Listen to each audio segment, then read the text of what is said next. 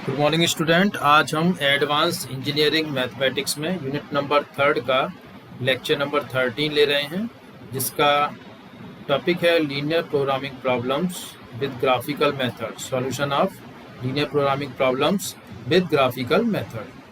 तो इसके लिए कुछ जो स्टेप यूज़ किए जाते हैं वो यहाँ पे समराइज किए गए हैं। सबसे पहले formulate the linear programming problem. सबसे पहले हमें लीनियर प्रोग्रामिंग प्रॉब्लम फॉर्मुलेट करनी है। उससे रिलेटेड हम एक लेक्चर ऑलरेडी ले चुके हैं कि किस तरह से हम लीनियर प्रोग्रामिंग प्रॉब्लम को फॉर्मुलेट करते हैं। Second, plot the given constant given lines considering them as equation. जो भी आपको इनइक्वलिटीज दे रखी हैं उनको इक्वेशन में कन्वर्ट कर लीजिए, देन उनको प्लॉट करिए ग्राफ पे।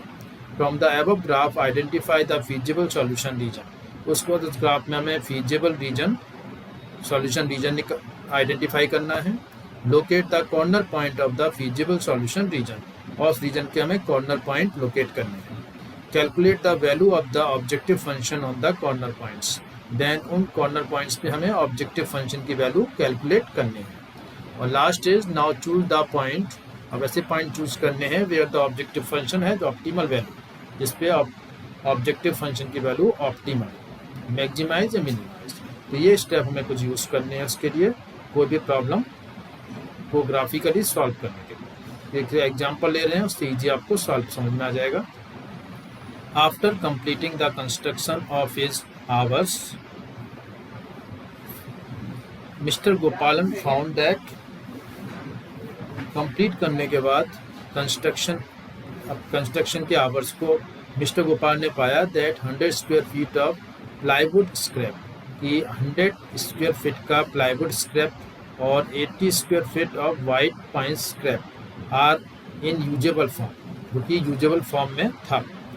यानी कंस्ट्रक्शन के बाद में ये जो बचा हुआ प्लाईवुड स्क्रैप और पाइन स्क्रैप यूजेबल फॉर्म में बचा हुआ था।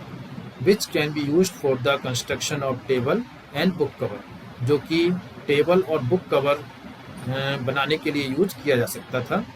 It takes 16 square feet of plywood and 8 square feet of white pines to make a table. एक टेबल बनाने के लिए 16 स्क्वायर प्लाईवुड और 8 स्क्वायर फीट वाइट पाइन की रिक्वायरमेंट होती है। And 12 square feet of plywood and 16 square feet of white pines are needed to construct a bookcase. और एक बुक केस को बनाने के लिए 12 square feet of white plywood चाहिए और 16 square feet of white pine चाहिए। Why selling the finished product to a local dealer, एक लोकल डीलर को ये फिनिश्ड प्रोडक्ट सेल करने के लिए he can realise a profit of ₹25 on each table. एक टेबल पर उसे 25 का प्रॉफिट हो सकता है। And ₹20 on each bookcase, और एक बुक केस पे उसे ₹20 का प्रॉफिट हो सकता है।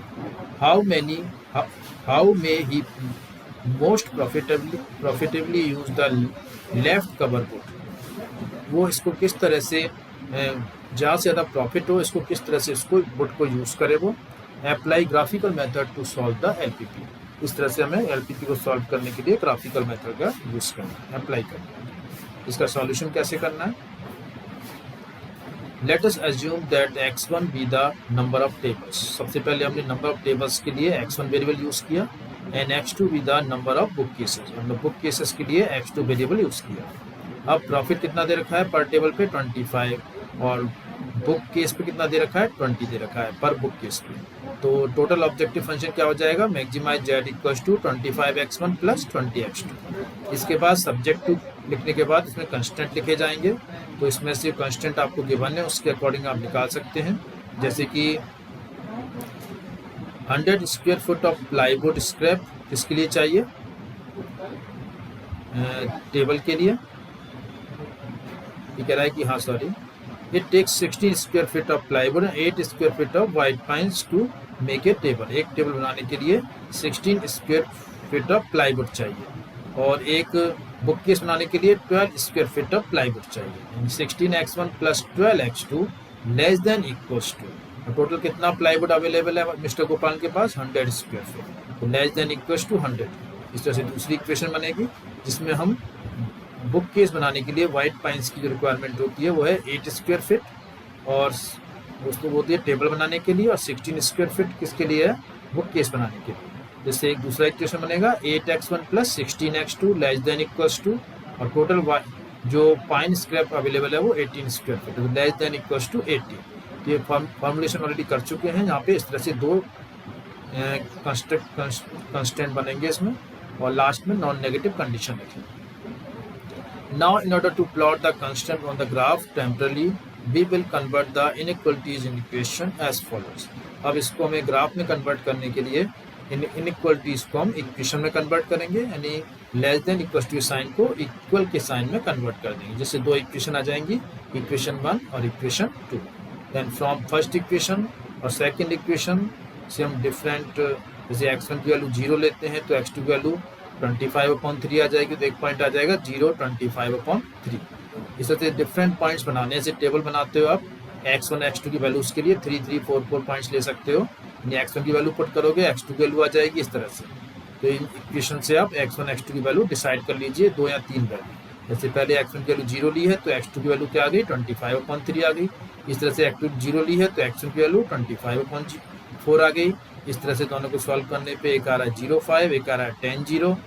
इस तरह से डिफरेंट पॉइंट्स आएंगे। इन पॉइंट से यदि हम ग्राफ को प्लॉट करते हैं तो इस तरह से ग्राफ बनता है। और इस ग्राफ में भी हम फीजिबल रीजन देखते हैं तो ये एक फीजिबल रीजन आ रहा है। इसमें कॉर्नर पॉइंट्स ये आ रहे हैं, ये कॉर्नर पॉइंट्स हैं, इसमें 1 2 4 कॉर्नर पॉइंट्स आ रहे हैं O A B C इस तरह से। तो इन कॉर्नर पॉइंट्स से अब हम निकालेंगे कि जो ऑब्जेक्टिव फंक्शन है किस कॉर्नर पॉइंट्स के लिए मैक्सिमम है। सबसे पहले 0 0 निकाला हमने, 0 आ रहा है। देन 25/4 और 0 निकाला, 156.25 आ रहा है। और 4 के लिए निकाला 100 आ रहा है। और C के 0.5 के लिए निकाला वो कितना आ रहा है,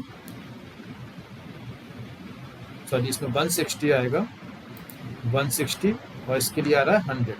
तो इस तरह से ये इसमें जो मैक्सिमम जेड है वो 160 आएगा, और इसमें x1 की वैल्यू 4 और x2 की वैल्यू 3 आएगी। तो इस तरह से हमारे पास मैक्सिमम वैल्यू क्या आ गई इसकी, x1 4 और x2 3।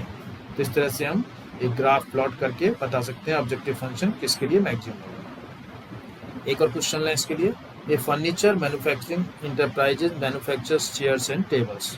एक फर्नीचर मैन्युफैक्चरिंग एंटरप्राइज जो कि चेयर्स और टेबल को मैन्युफैक्चर करती है। Data given below shows the resources consumed and unit profit. इसमें डाटा गिवन है कि कौन कौन से सोर्स कंज्यूम होते हैं और कितना यूनिट प्रॉफिट होता है। Further it is assume that wood and labour are of 2 resources. इसके बाद ये अज्यूम किया गया है कि इसमें 2 रिसोर्सेज हैं, 2 हैं ओनली, केवल वुड और labour, which are consumed in manufacturing furniture, जो कि फर्नीचर को मैन्युफैक्चर करने में कंज्यूम होते हैं।